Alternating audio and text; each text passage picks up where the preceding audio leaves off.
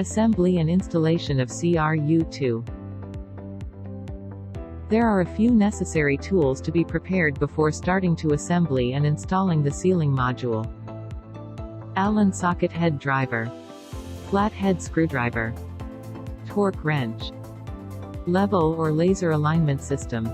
Assembly is recommended to be carried out on horizontal plane with cardboard as protection to prevent damage on the surface of the parts.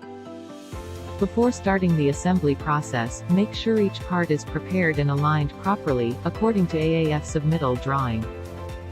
Start the assembly by joining the respective modules accordingly, by using M8 bolt and nut to secure the sealing module in position. Hanging of CRU II units. After the assembly process, install the M8 turnbuckle at the hanging bracket on the housing for hanging purpose. Filter installation. Install the filter into the housing with the gasket completely sit on the housing inner flange. Lock the HEPA filter. Install back the perforated diffuser. Lock perforated diffuser. Filter replacement. Unlock the diffuser. Remove the perforated diffuser by loosening the cam lock. Unlock the HEPA filter. Remove the existing filter.